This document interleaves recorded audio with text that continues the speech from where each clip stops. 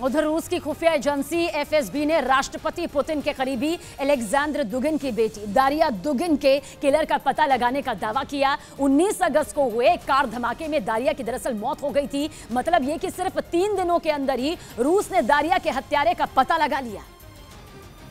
और रूस का आरोप है कि यूक्रेन की स्पेशल सर्विसेज ने इस हत्या की पूरी साजिश रची थी। रूस की खुफिया एजेंसी एफएसबी यानी फेडरल सिक्योरिटी सर्विस को यूक्रेन से आई एक महिला पर हत्याकांड को अंजाम देने का शक है। एफएसबी के मुताबिक यूक्रेन की वो महिला जुलाई के आखिर में अपनी 12 साल की बेटी के साथ रूस आई थी। आरोप है कि यूक्रेन की वो महिला अलेक्जेंडर दुगिन की बेटी दारिया दुगिन पर नजर रखने के लिए कई दिनों से उसके पास वाले एक फ्लैट में रह रही थी। यही नहीं, वो हत्या वाली रात यानी 19 अगस्त को मॉस्को के उस म्यूजिक फेस्टिवल में भी शामिल थी जिसमें दारिया मौजूद थी।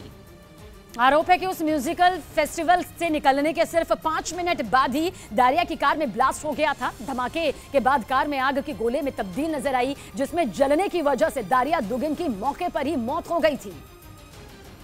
हालांकि कार में धमाका कैसे हुआ और इसके पीछे किसका हाथ है, उस वक्त इसका पता नहीं चल सका था। यही वजह है कि मॉस्को में हुए इस हमले के बाद रूस की तमाम सुरक्षा एजेंसियां ये पता लगाने में जुट गईं कि आखिर दारिया दुगिन की हत्या किसके इशारे पर की गई। उस वक्त भी ये शक जताया गया था कि जेलेंस्की के इशारे पर ही इस हत्याकांड को अंजाम दिया गया। बताया गया कि अलेक्जेंडर दुगिन न सिर्फ पुतिन के करीबी हैं, बल्कि उन्हें उनका ब्रेन तक कहा जाता है। रूस के राष्ट्रपति पुतिन जो सोचते हैं उसके पीछे अलेक्जेंडर दुगिन ही होते हैं। पश्चिमी मीडिया का आरोप है कि अलेक्जेंडर दुगिन ने ही यूक्रेन युद्ध की रूपरेखा तैयार की थी।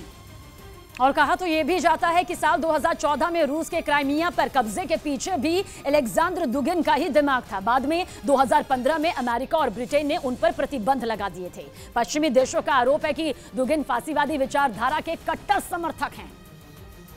जबकि उनकी 20 साल की बेटी दारिया दुगिन पेशे से पत्रकार थी। वो रूस में एक राजनीतिक विश्लेषक के तौर पर मशहूर भी थी। वो यूक्रेन पर हुए रूसी हमले के समर्थन में थी और इसके सपोर्ट में उन्होंने सोशल मीडिया पर कई पोस्ट भी किए थे। इसके अलावा दारिया पुतिन का समर्थन करने वाले यूनाइटेड वर्ल्ड इंटरनेशनल की संपादक थी। 19 अगस्त को हुए इस हमले के बाद रूस की मीडिया ने ये दावा किया था कि मॉस्को में ये किया गया हमला दारिया के लिए नहीं बल्कि उनके पिता अलेक्जेंडर दुगिन को मारने के लिए किया गया था। लेकिन गलती से दारिया उसका शिकार हो गयी, क्योंकि दावा किया जा रहा है कि जिस कार में धमाका हुआ था उसमें अलेक्जेंडर दुगिन ही बैठने वाले थे।